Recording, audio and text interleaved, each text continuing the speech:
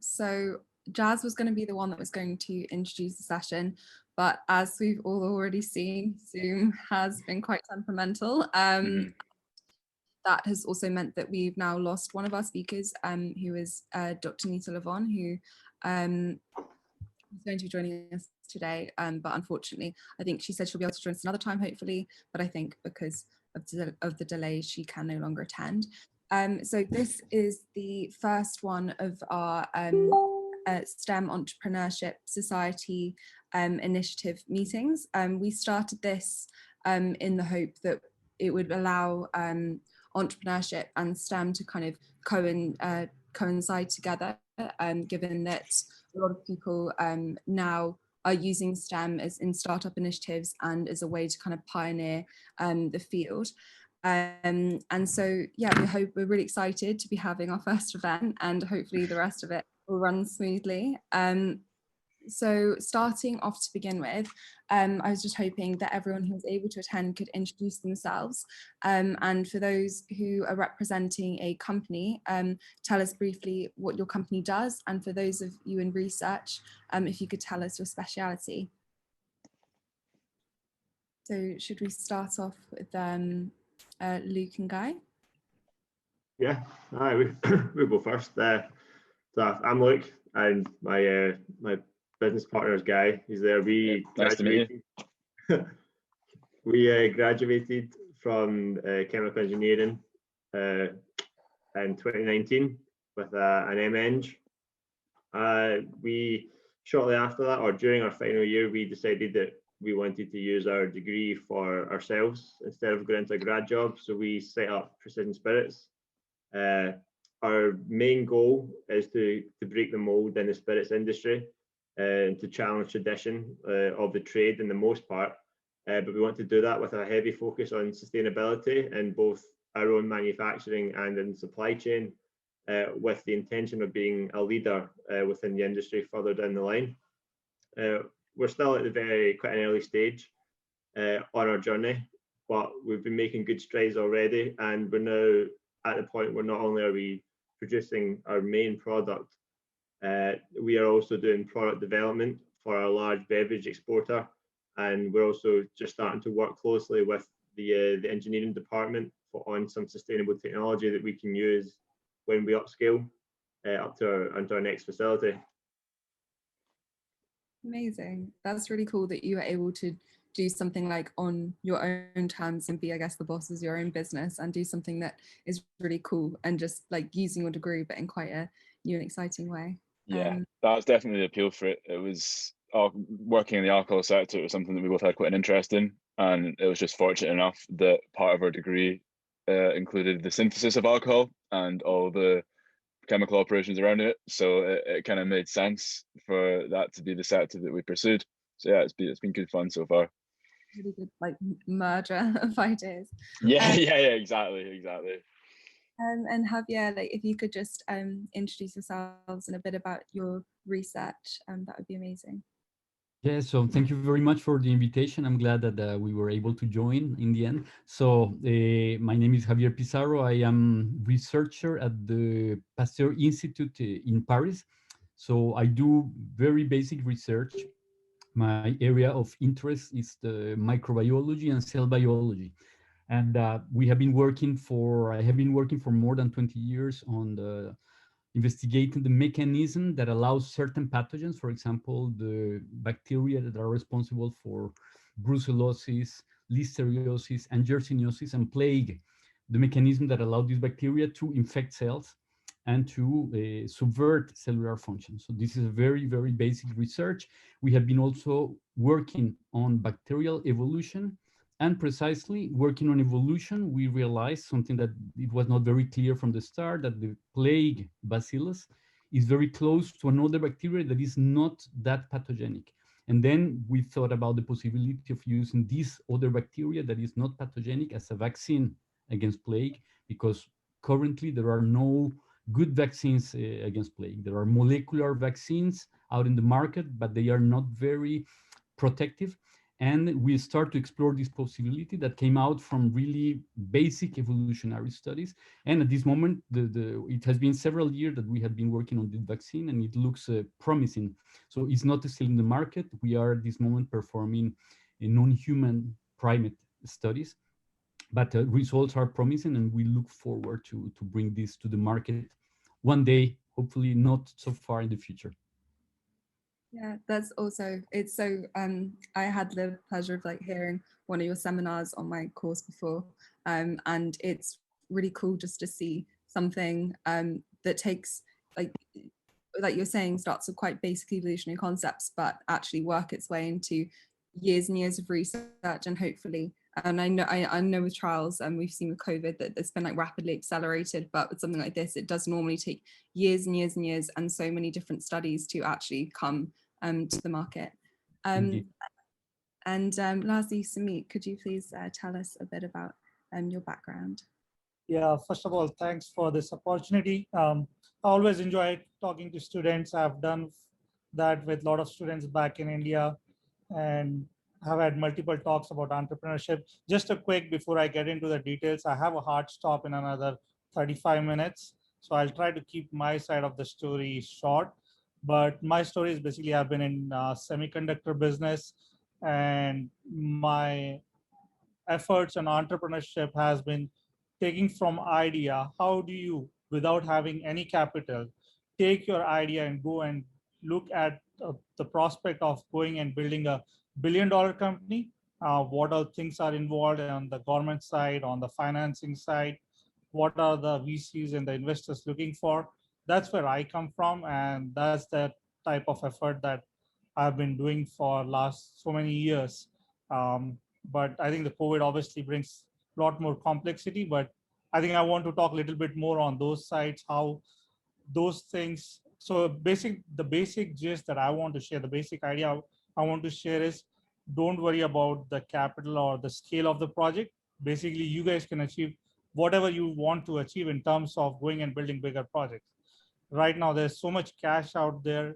Just need to know how to take the idea, make it unique, and go and raise the capital. That's so I want to share that side of my story with you all on that. Basically, that's what I would say. Thank you. And that's actually really nicely leads into our next section that's going to be on innovation. So for those of you representing companies, what role do you think innovation has had in your companies? And is this different because you've had a STEM background? So with that, should we start with Guy and Luke again? Yeah, I'm sure Guy would agree that without innovation, we don't have a company, because the alcohol industry is so just so big. It's quite inflated right now. There's so many different options out there that unless you are innovating, unless you are doing something brand new, we don't have the financial backing, or we didn't at the very beginning. So we have to do something different to make ourselves stand out.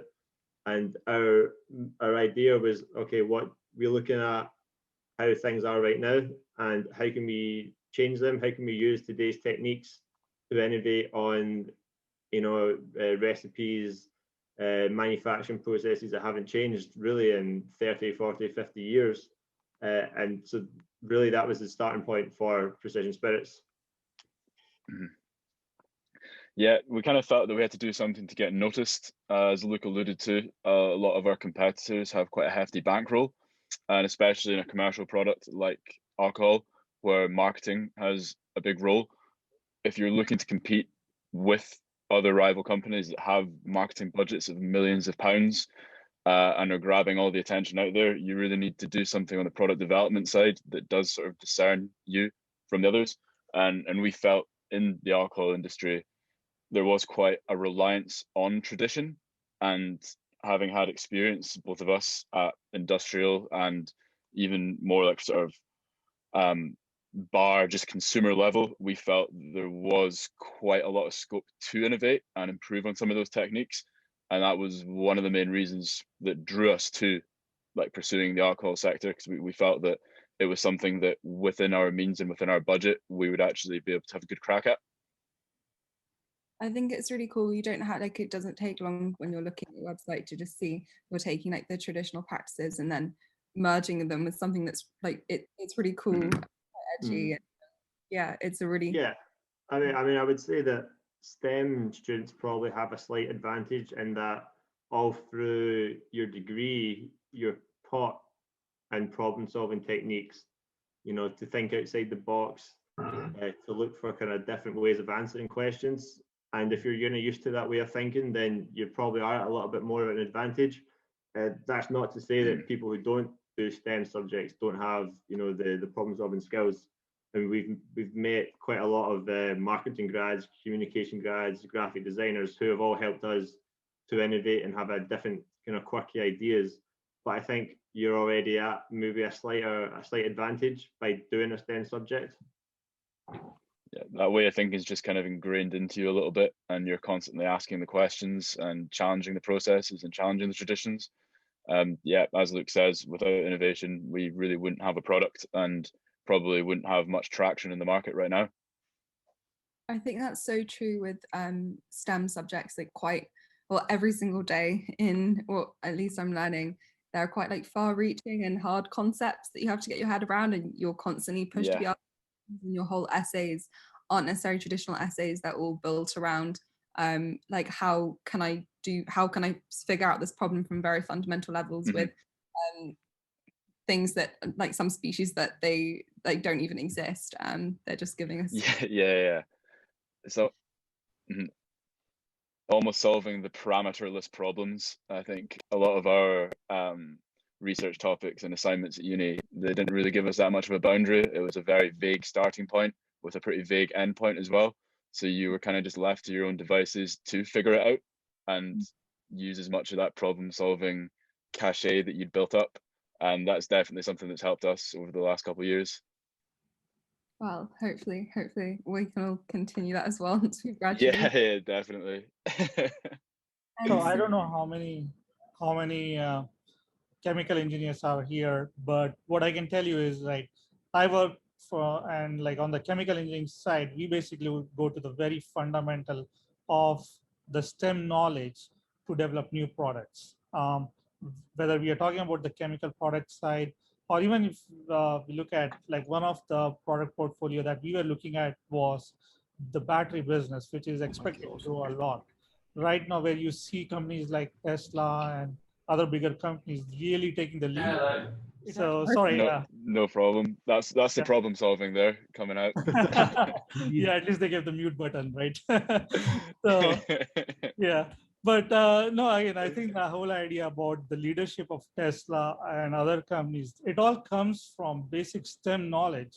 If you look at what Tesla as a company has been doing, they're not really inventing magic. They have really studied the STEM knowledge aspect that's really making them a leader. Likewise, when I was running my company, we were looking at very minute details to develop new designs, new processes. And I think it all comes from STEM knowledge. And a lot of companies nowadays, they put a lot of money, at least 5 to 10% of their capital going on the innovation side, because they understand the value of taking that leadership position in the industry. Means you cannot grow, otherwise if you're not growing, you kind of become what is called a commodity business. And if you, once you're in a commodity business, you're not really innovating. You're basically in a market where you can have other players out there too. So innovation is really that critical for any company out there right now. And I think all of that really comes from the STEM knowledge. And then, so I think our next question, if Javier, you could answer this. So I know research and innovation have played a more central role in the growth of science-based disciplines. How would you define innovation as a researcher? Well, I would like to mention that I have the chance to work in an institute that from the very beginning, it has this idea of applying basic research to solve questions of the society. And for example, Louis Pasteur, already in 1870, he said, there is science and the applications of science bound to each other as the fruit to the tree that bore it. So he really created this institute with the idea of taking basic research and to answer very important question of the society at the time. And this has been a culture of the Pasteur Institute since then. And for us at Pasteur, we define innovation as a process that allows to transform a very basic research discovery into a product that can be commercialized. And the product itself can be defined as innovation at the end of the process. So at Pasteur, well, we are very much bound to microbiology and infectious diseases. So we are very much focused on our technology and transfer and industrial partnership department. Is really focused on the diagnostics, therapeutics, vaccine, and technological innovation for instruments, softwares, and regions.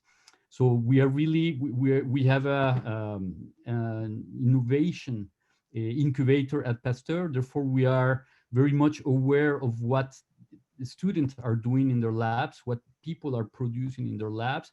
And I think that there is a very open culture now to entrepreneurship. And therefore, we are much readier than before to try to apply this to needs of the society. So we have this incubator, we have very young students which are already participating in this innovation incubator.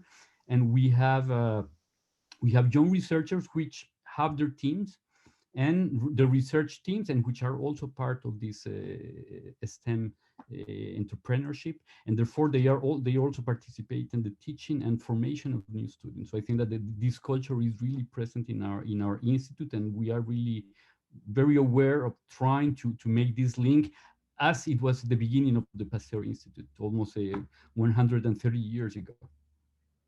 I think it's something that clearly is ingrained in the tradition of the Institute, and knowing that I think once students have graduated, they could going on to using these concepts and then what they've been learning, like merging the two to come up with something, as we've already established, is like innovative and new, is really exciting. And I think once it's been commercialized, knowing that I think in the case of a vaccine, at least it can do a lot of wider good for a lot of people in places that maybe it's not been developed in.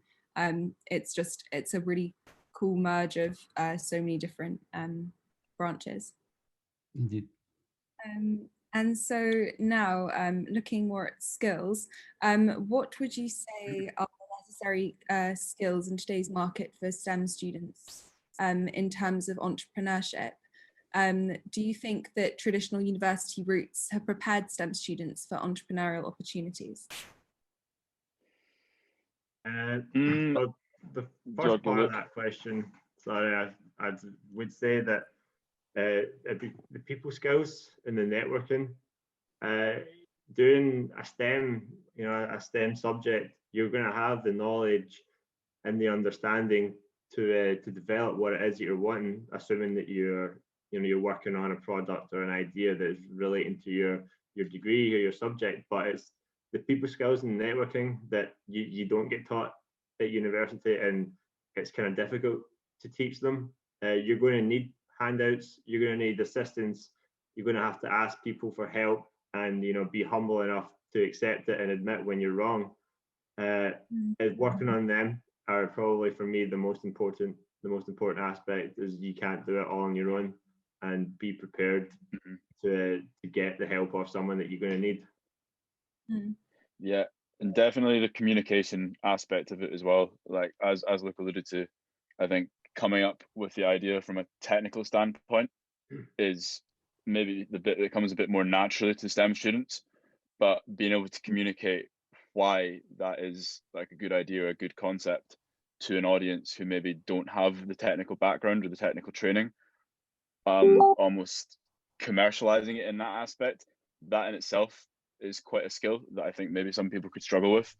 And just having an understanding of the general business principles that will naturally come when you're trying to launch a new company, even just if it's to do with licensing, questions that need answered, who you might need to rely on, even just basic financing and that type of thing, it is quite easy to get caught up in the bubble of the product itself without considering these kind of other factors that might inhibit you down the road. And that was something maybe if Luke and I did go back 2.5 years ago, when we first started coming up with our product, we spent about a year and a half just developing the flavor. And thankfully we were fairly cognizant of a lot of the other aspects that we would need to be aware of, such as the licensing. That there was one license we applied for that took about 15 months to get, I think. But if we hadn't started that process when we did, then that could have delayed our launch by 9 months, 10 months. And I think, as Luke said, just speaking to as many people as possible and building relationships so that you know that when you have a question or you're unsure about something, you've got like a strong network of support and people that you can rely on and trust. That's pretty key. So to answer the next part of the question, whether or not the traditional STEM routes prepare students for these opportunities, I'd say yes and no, in that, so the resources probably do exist, but I don't know how well marketed they are for the students to go and find out about these business related activities. I know we didn't have a huge amount of help in that regard. In terms of developing your soft skills and communications, like we were quite lucky through studying chemical engineering that, I mean, I lost count of how many presentations we must have done. It was every week probably for the past like 2 or 3 years of our study. And just putting yourself forward to take a leading role in those things, like again, taking ownership of projects, getting out of your comfort zone a little bit, all those things, whilst maybe aren't directly advertised as being skills that would help you develop a business in later life, definitely did help us, I would say. And I think you've just got to put yourself out there as much as possible and take advantage of the opportunities that do present themselves within the degree. I think I've definitely noticed when I've been trying to look at more STEM focused careers that they only really seem to advertise them in 4th year, as opposed to maybe more business focused degrees where it's kind of ingrained within the degree from year 1. And so I think you have to be quite like savvy and know that you need you have to be you have to be very proactive, definitely. Exactly. And I think it can be a bit hard. It can be quite difficult if it's not something you're inclined to do, to want to go out there and like and help. Yeah, and I mean, I'm not sure about yourself, but we got very little choice in outside subjects and that type of thing as well. So we were fairly blinkered in that regard, that all the subjects that we took were very focused on chemical engineering and not necessarily on a business side of things. Like if you'd done chemical engineering with management, I know that was a degree in itself, then you were exposed to a little bit more of that. But again, maybe when you're 17 and you're choosing what you're doing at uni, that's not the thing that's going through your head. So it would be good for there to be more opportunities to take outside courses, I think, in business related activities and that type of project management. That's something I'd definitely suggest that the university looked at anyway. Yeah, if they were wanting to encourage entrepreneurship. Yeah, it's like, it's almost as soon as you start, you're building towards finish and either do research or do a grad job. They are the two, and from first year you're kind of funneled down that route, and it's just you end up going through the motions in the end. Whereas I kind of feel like I don't know about yourselves, but when we were in 4th and 5th year, there'd be former alumni who were working in these grad jobs. They would come back to the university. They would explain to us about, say, Exxon, how they worked, what they enjoy there, their process of applying, you know, what to expect. But they didn't really do that for alumni who were entrepreneurs, and I'm sure there was quite a lot of them throughout Edinburgh University. But even if they just, you know, did the same kind of workshop for those guys, bring them in, explain what it's like to start your own business, what to expect, the people you can reach out to, the people you can help, all those kind of ideas, that would definitely go a long way to helping people actually plan out and be happy with the choices that they make after university. Yeah, definitely. And Samit, do you have anything that you'd add to that? Yeah, I mean, I think most of them, they summarized it pretty well. When you are starting your business, you basically have a sense of what you want to achieve. But as you start talking to people, you probably end up doing something very different. And the more you talk to the people, you learn a lot of different aspects. This is something, and also the more connections you get. So there's no real path set for entrepreneurs to know what they have to do. They have to really be driven by what they want to achieve. And in terms of knowledge, like I think I forgot to mention, but yes, chemical engineering is very basic, fundamental. But beyond that, which is what I was, but my knowledge on business and finance is what actually helped me talk to a lot of people, including what I was negotiating with the governments, with the investment bankers, with the institutional investors. Means even when you're raising your very first capital, you're raising it for a business idea. And so they want to know how it will be utilized. What are the sort of returns you will be getting on those investments? Have you really thought through about what you're going to do? So, and that's a little bit more than the technical aspect. But without the technical aspect, you cannot really get into the finance part. It all boils down to how much energy consumption is there, what is the cost of energy, how many people you'd need, what is the cost of operations. So all that is driven by the STEM knowledge, but that has to be translated into finance knowledge. And that's where talking to people will help get a better perspective, what we typically call SWOT analysis: strength, weaknesses, opportunities, and threats. And unless you talk to people, you don't know a lot of these things many times, because nothing is written in book. And it's only very limited knowledge out there. So that's what I would like to add. Thank you. Do you find, Javier, that you have the same, I guess, cross communication with like other, like maybe more finance side or marketing side, or is that something that you kind of had to do on your own terms and wasn't really taught to you? Well, in our case, it's very different because actually we were not necessarily selling the product ourselves. So we had a lot of help from our developmental department, the Pasteur transfer technology department. So therefore we were really at the basic of this product that we generated. But then let's say that we were speaking with them and we were coached by them all the time. So we were lucky to be in this environment. So we did not took all these, for example, aspects already that Sumit was mentioning now. We will face probably this in the future once we have overcome the first studies on non-human primates. And do you think, adding to that, like how do you know when you're initially like finding your niche, finding something that you're interested in, if that idea is going to be successful? Because I know like there are going to be maybe, I don't know specifically for your research, but other like institutes that are trying to find vaccines for particular like pathogens. How do you know that your one will be more successful, and if it'll take into development over the others? I think that this is a very difficult question to answer, at least from our point of view of basic research. We have been experiencing several times this transfer of technology, and sometimes it works, sometimes it doesn't work for very, very, very different reasons. For example, previously we were also working on the development of novel antibiotics, and we were working on a very basic cell biology study. And we were exploring a toxin that was produced by a bacteria. And finally, we found that this toxin was having antibiotic activities.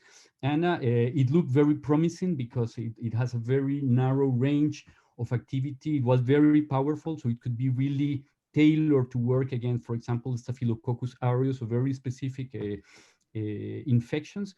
And then afterwards, the chemistry of the molecule was very difficult to manage and to work. So we are still working on this project, but we were not necessarily expecting this difficulty concerning the chemical synthesis of this antibiotic, which is actually a very, very small molecule, just only like 2 kilodaltons. So it's so small, but it has so many post-translational modifications that we were, at the beginning, we could not know about this. So I think that answering this question, at least from my side, as a very basic researcher, it's kind of difficult to know what is going to be successful in the future. So if I may add a little bit on this side, one of the things that we are typically told is, innovation is obviously something that the entrepreneurs are driven by to make a difference. And they are trying to make a difference because they see some gap out in the market to meet those requirements, right? But one of the key lessons that I learned over there was you can bring a new product, but what is the market sentiment towards that product? That is equally important. Do people really want that product? Is there This is again on the product side, not on the innovation research side that I'm saying. But when you're making a product, whether the product is going to run or not, means unless we talk about companies like Apple, which brings out iPad and new products, when then they make people realize what's missing out there, it's a different story. But if you are in on the commodity side or in a specialty chemical side, you really have to see what people want out there. And obviously the whole business plan concept goes there, where you actually go and do, like I mentioned, market analysis to see what other competitors are doing, what product is out there before you get into the market into it. Doing that due diligence and study really helps to know whether you are creating your own niche in the market or not. So, but a very important aspect is market sentiment and whether people really want that or not. That is what you have to go and find it out. Not necessarily in the biological sector, where obviously you're trying to resolve a certain issue. Have you found, Gainik, I guess you're kind of more in the early stages of it, even though it's already been quite established. Like, how do you know with your company if it's going to be as successful as you hope it to be?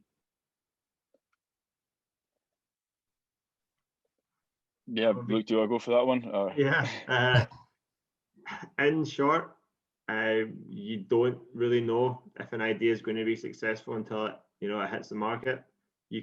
What you do is you just do as much research as possible to determine a likelihood of success. And so there are a couple of ways that we do. First off, obviously you scope the market out so you can get a lay of the land. And then you think about what is your product that's doing different, and then make sure that you can have a solid rebuttal for almost every single argument that someone can put against your idea. And if you can withstand someone breaking down what you're saying, and you can give enough of a rebuttal, enough arguments back to say why your product is better, why it will work, then the likelihood of your success is clearly going to be much greater, because you've just proven why it's needed, why it's necessary, and this helps you plan out a route of success to business or to customer, whoever it is. You just ask yourself as well, the last one, would you use it? If you can answer that and you say yes, I would use what it is I'm making or designing or developing, then that's probably the most important one, I think, because if you wouldn't use it, then why would you expect other people to use it? Yeah, and another one on that is like for consumer product like our one, we kind of looked at the target market and we wanted to cast as wide a net as possible. So focusing specifically on the alcohol sector, like say if we'd made a gin that was flavored with like coffee and chili or something like that, immediately you alienate everyone in the market that doesn't like coffee, doesn't like chili, and all these other flavors that you might be trying to market. So you want to have a product that, I say, has a wide net, and the more bites you have at the apple in that regard, I'd probably say a larger chance of success you have. We just tried to create a product that was inoffensive in that sense and didn't cast away any people, and tried to pick flavors that we thought would appeal to drinkers of all ages, which I think we've thankfully managed to achieve. So that was definitely a good flag post anyway for us in having confidence to pursue with the idea. We tested it on a lot of different people from different demographics before we launched it commercially, to try and get as much feedback as possible before committing to it, in essence. And I think something that Luke alluded to earlier, not being afraid to admit that you're wrong or that your initial idea maybe isn't the best, and being confident that you can go and refine it and improve it and not feel disheartened at those early stages was pretty important for us as well. I mean, the product that we released in the end was fairly different to the product that we initially came up with 18 months previous. And that's no bad thing at all. It just shows that we've gone back and improved on it, and I think created something that should hopefully be more successful in the long run. I think that's definitely a demonstration of perhaps like coming over challenges that you faced in order to innovate, as you've said, and develop a product and make it better. And I think it's funny with some, like it's clear that you've been incredibly inclusive with your brand and how you wanted to market it and the flavor combinations. I think there's the risk of with these things becoming so niche and thinking that you're doing something that's really like out there and is going to get a lot of people's attention, that it then just alienates a lot of groups. Totally. And again, with doing something that's really niche, unless you have really wide resources from like a marketing standpoint or just from an exposure standpoint, then it's quite difficult to get noticed. So we definitely like tried to create a product that was within our means and gave us the best shot. And again, our situation might be different to somebody else's situation. They might have lots of seed money, so they might be happy to pursue a very niche product, but we did things relatively low budget and pretty cost effectively, did a lot of the work ourselves that we could have outsourced. So I say we wanted to just have as many bites at the apple, and that's what seemed to work for us. Brilliant. I'm a bit conscious of the time. I think I've been asking you guys on so the topics for a period of time, but so on from that, do you think, Sumit, have you from your own experiences, have you like faced many challenges? Like what other challenges do you think are faced in entrepreneurs in STEM, and how can they be overcome? It's a very common issue with most of the entrepreneurs because they are very limited on the cash. And there's a lot more to do in the very early stages because you really need to go out, share your ideas with other people. You need to have travel money. So you need to really plan out in the very early stages how you're going to use the capital and be able to survive. In fact, one of the it's one of the very common stories that you deal with the entrepreneurs. So the curve is not really that straightforward that you made a decision and you will go and get the capital or you go and get the client. No, in fact, it is a very steep hill going from the point where you got the first idea to actually going and getting that first client or the seed money, because you are putting all that effort. But what I can say is you can minimize some of those risks by forming the right team in the early stages. And don't try to go it all by yourself. You'll always need help. You need a partner to get it all right for you. And again, like everybody else mentioned, there's always still a risk. It's not like you're, even after putting all the effort, there are times when you still don't succeed, but that is not what drives the entrepreneurship. Entrepreneurship is driven by the goal to achieve and make a difference rather than just go and build a business, And so that's what entrepreneurs are trying to do. But again, the key part is managing the initial part, making sure you go through the initial hard phase and manage your capital well. So I'll stop at that. Sorry, guys, I have to step out now for another meeting.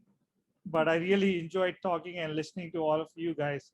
And hopefully I can share more of my stories later on, because there's more that I discussed with the bankers and capital projects and VCs and investors. And I would really like to share what happened over there. So hopefully next time I'll probably be able to share more with you all. Thank you very much. And again, sorry for the difficulties earlier that prevented No worries. Okay. Thank you, guys. No worries. Yeah. Love to meet you. Yep. Take care. See you. Cheers. Yeah, Bye-bye. I'm sorry, but I have to also step out at this stage because I also have another meeting that is coming up. So it was very nice to discuss with you, and congratulations for this very nice initiative. And I hope that this will be the first of many other meetings that will take place in the near future. So congratulations and all the best for the future. Yeah. Thank you very much. Cheers. Again, Nice to meet you as well.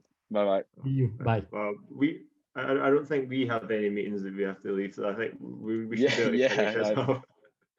Yeah. So, do you think, I mean, you talked a bit about the challenges that you've overcome, but in the future, what do you think the opportunities that there are going to be potentially for your company or for entrepreneurship more generally? I'll let Guy handle this one. Well, the STEM entrepreneurship more generally, I think a lot of tech and everything is just a lot more accessible for people these days. So I think like the opportunities to start a business and actually like act on an initial idea are probably just a lot more common now than they might have been like 5-10 years ago, just because again everything is a lot more accessible.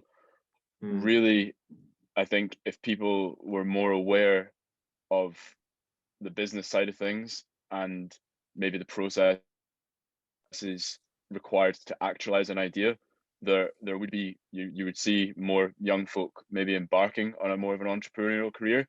And I think hopefully that's something that is going to change a little bit.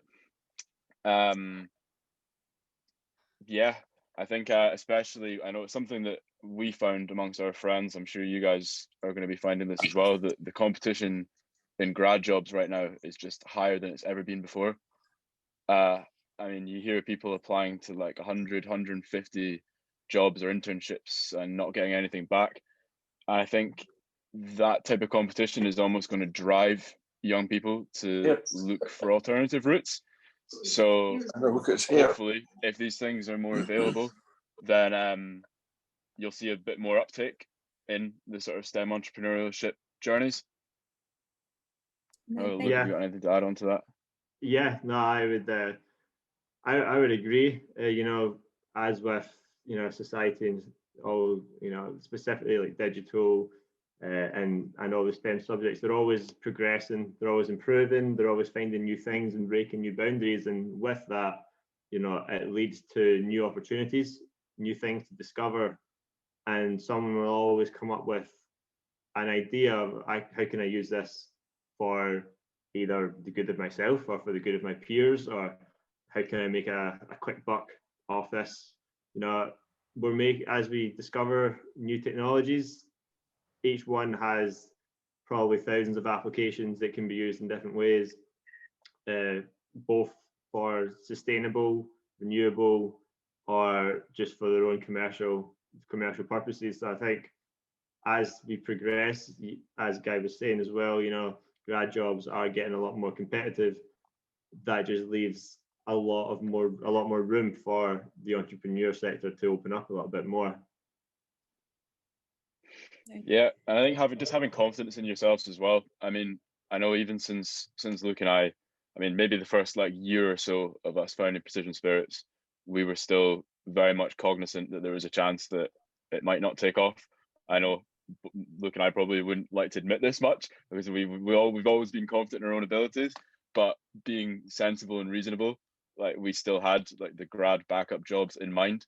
But as soon as we realized that this was like a viable path, and like we were able to actually act on it, I think we've had quite a lot of other business ideas. And once you kind of see how things work from this side of the net, like you begin to realize like a lot of potential that's out there. And I'm sure that that's not something that's independent to our experience, and there'd be a lot of people in the same shoes. So really is just about, I guess, taking that leap and having confidence in your own abilities. And I think hopefully as years go by, a lot more folk that were in our positions will have similar trains of thought. Yeah, and right now, this is probably the best time for you to do it. Like Guy was saying, you know, you still have that, I think it's a 3-year window to apply for grad jobs once you leave university. So you've got, you know, you can spend 2 years, you know, starting your own company, R&D-ing, coming up with ideas, put everything into that, and then at the end of that, you know, you still got your degree as a fallback, and that's, you know, it's not a bad thing to have. You know, put everything you've got into that. If it works, it works. If you feel confident to move forward with that area of your, you know, of your career, then all well and good for you. And if you're not as confident, or you've been put off it a little bit, you know, you've still got your degree and you can do so much with that as well. So don't let it deter you. Think of it as a bonus. Yeah, and lastly, to that timeline point of view, I think getting started early is definitely a huge benefit. I mean, Luke and I first started chatting about ideas in our 4th year. So we had about 13, 14 months probably before our graduation that we'd been working on this. And if we could have gone back and started it earlier, I absolutely would have done, because obviously you got a lot of work whilst you're at uni. Like, so by no means should you be prioritizing this over your studies. But if you can use the university resources, which thankfully Edinburgh does have a lot of resources, whether it's even just like software applications, study rooms, access to speaking to lecturers, that type of thing, that was all pretty valuable for us. And it meant that when we graduated, we weren't just going from scratch, whilst also trying to juggle financing our own lives. Like we actually had a bit of a foothold already, and we had something to build on. And I think when you say you're starting a business, maybe when you're in second year or third year uni, people kind of look at you a bit alien, like as if, what are you doing? That's such a daunting step, or it just seems so far removed from reality. But I think normalizing that idea and normalizing the concept that folk who are 18, 19 years old are actually more than capable of starting a business and having ideas that would translate well beyond their graduation. So I'd encourage all folk who were in the younger years of university to like not be put off looking into things and starting to make plans and starting to speak to people if they have a business idea. And it's encouraging to hear that if you want to maybe look for the support or the tools to be able to start this with, that the university can support that. And it sounds a bit like when you came up with an idea, like I just let things kind of it set the ball rolling for many more to come. Yeah, totally. Yeah, I mean, it's kind of what to say. Sorry for cutting in there, but there's you always hear like, oh, the creative juices flowing, but it does have a sense of truth to it. Once you get one idea and you get a little bit of a spark, a lot the rest of them just kind of seem to fall out of the sky, and before you know it, you're just you've got a whole roadmap of ways that you can make money, or they can adapt to what you're already doing and to expand and improve on everything you've already got. So it's just once you get the first one and you start to settle in and be comfortable with that, and the rest of it does seem to kind of fall a bit more naturally. And lastly, before we move on to questions that Thomas is going to take control of, do you think that the digital economy, deep learning, and AI will change the future of STEM entrepreneurship, or just facilitate it? I would say both, to be honest. Like kind of what we said a little bit before, the digital economy, deep learning, they're all just going to give you new opportunities to improve, to expand.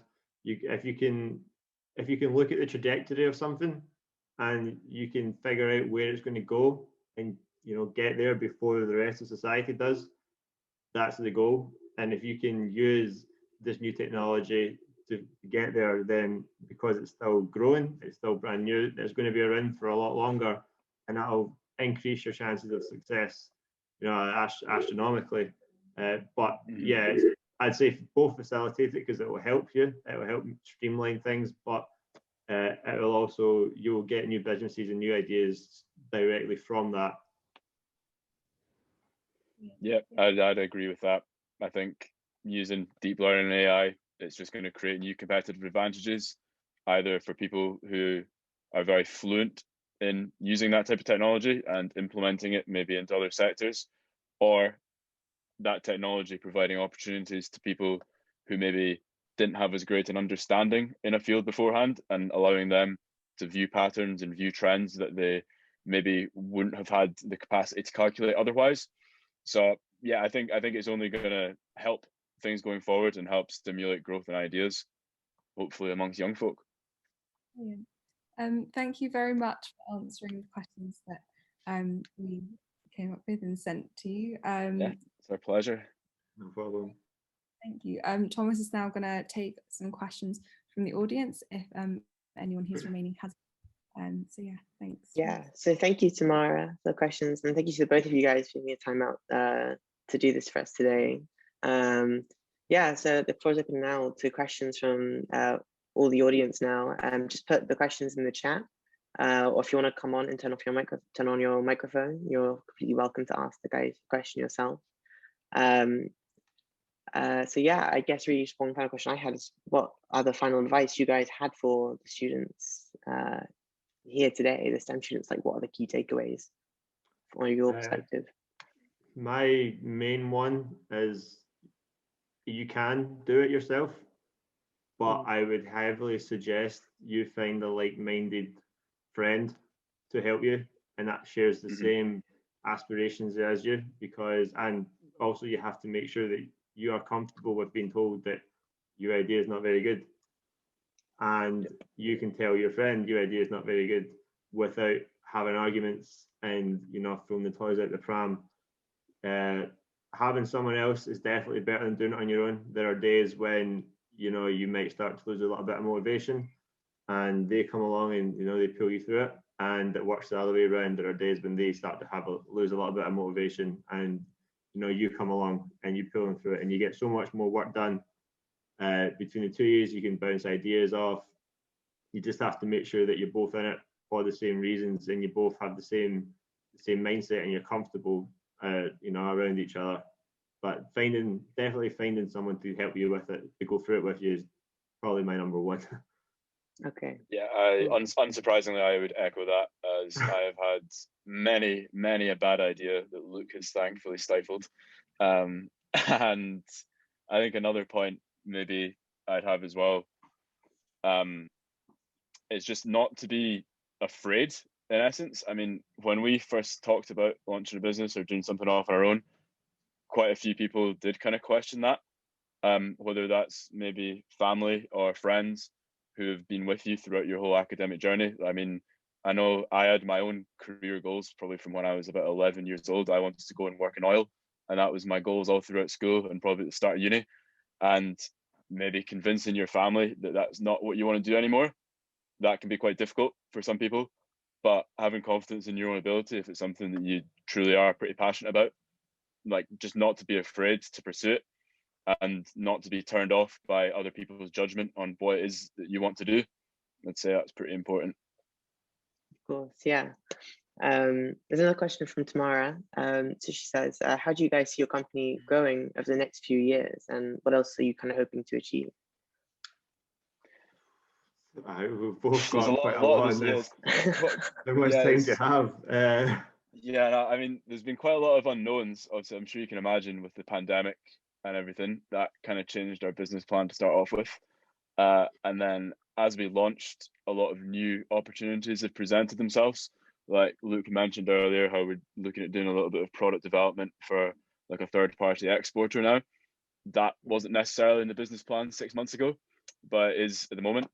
And I think it's something that we're becoming very aware of, that times are fluid and what you're working on can be fluid. We still have our key goals with our core products and with Precision Spirits itself, but I think being open to the possibilities of growth and exploring as many opportunities as possible is something that we're going to look at doing, especially with this new market, this new COVID-laden market. And you have to kind of calculate for that now. I mean, we have quite big goals to get into the event sector and get our drinks distributed throughout there. But at the moment, the event sector is fully on hold because of COVID. So we're kind of focusing on this product development side of the business now and seeing where that takes us. And then again, hopefully if we can drive a bit of finance through that, raise a bit of capital, we have some other ideas that we might look to embark on. But going back to the innovating side of things, like constantly innovating, and we're constantly picking apart our ideas and trying to improve on what we're offering and revisiting old ideas and seeing if they're more viable now. That's something that we're going to keep on doing, I think, and that'll help stimulate growth and make sure that what we're doing is fresh and relevant and hopefully successful. Yeah, I mean, I kind of mentioned it at the beginning, but we're looking to start a long-term partnership really with the university. We want to kind of run a zero emission drinks campaign. So our end goal is that all our drinks produced are zero, our net zero emissions in the manufacturing and the supply chains, so that we're actually having a positive effect on the planet. We're supplying our cans now. We want to, as Guy was saying, we want to be onto the event sector, not just in our cans, but we want to be on draft. We want to be in, as many student unions as possible. That was our first on-trade target, was the student unions, and obviously they all got shut down. But we've got some contacts in there that we're going to dust off the the old phone book and get back on it once things start to clear up a little bit. But we really, our end game is we see ourselves no different from Edinburgh Gin in the next 10 years or Diageo in the next 20 years. And that's a bold statement to make. And I realize now that it's probably going to be on YouTube, so I kind of have to make it happen. But, you know, you've got to dream big. And even if you don't get that far, you'll probably get further than you'd plan to. Yeah. Setting your goals high and comparing yourselves to these industry leaders is always a good starting point, I think. Okay, cool. There's a question from Jasmine to Luke, which kind of just touches on what you just said. And it says, like, what sort of skills did you get from your internship at Diageo, and did it help in your startup as well? And I guess, did you, this idea of like not comparing yourself or putting yourself up on the same level, did that come from your internship or from other experiences? It did, to be honest. When I was there, it really helped me learn what it was like to work in that environment. You know, everybody in the rooms, they're all pretty smart. They've all got good degrees from good universities around Britain and the world. And it's a really good environment. It's a corporate environment that I hadn't been a part of before.